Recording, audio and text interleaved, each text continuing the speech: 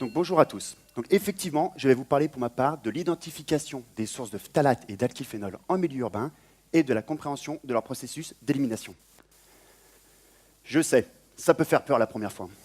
Mais ne vous inquiétez pas, je vais résumer tous mes travaux en une seule question.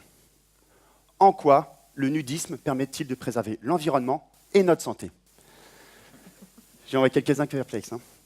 Ne vous inquiétez pas, vous comprendrez tout.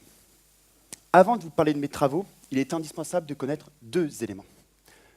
Premièrement, les phtalates et les alkylphénols sont considérés comme perturbateurs endocriniens, ce qui signifie que leur présence va modifier le bon fonctionnement de nos hormones, pouvant induire une baisse de fertilité, mais aussi une féminisation des populations. Pour faire simple, il va être de plus en plus difficile d'être parent.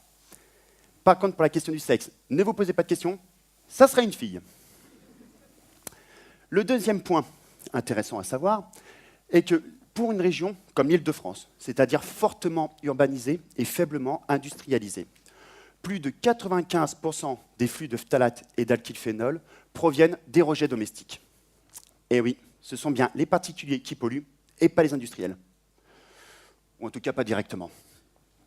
Donc, mes travaux. Je me suis fixé pour objectif de définir avec précision d'où pouvaient provenir ces polluants.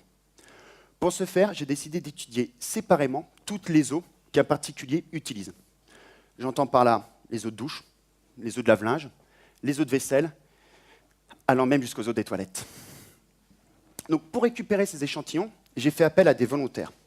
Et ce ne sont pas moins de 80 familles de volontaires qui ont reproduit présent. Donc, en tout, nous avons collecté 200 échantillons que nous avons analysés en laboratoire. La technique que nous avons utilisée est communément appelée la chromatographie gazeuse couplée avec un spectromètre de masse. Une fois les échantillons étudiés et les résultats interprétés, nous avons pu définir que la majorité des flux de phtalates et d'alkylphénol provenaient des eaux de lave-linge. Allons encore un peu plus loin. 50% des flux totaux de phtalates rejetés dans l'assainissement proviennent du relargage des vêtements. Eh oui, juste le fait de porter nos vêtements pollue. Je pense que vous voyez mieux où je veux en venir avec mon petit nudiste. Donc vous allez me dire, super, il a trouvé. Qu'est-ce qu'on peut en faire? Alors j'ai une solution, très simple, baladons-nous nus. Je vois des sourires. Bon, effectivement, ce n'est pas très viable pour l'instant. Donc, avec d'autres collègues chercheurs et des gestionnaires des eaux, nous mettons en place des systèmes d'assainissement efficaces afin de traiter nos rejets avant le rejet dans le milieu naturel. Merci. 3, 2, 1, go!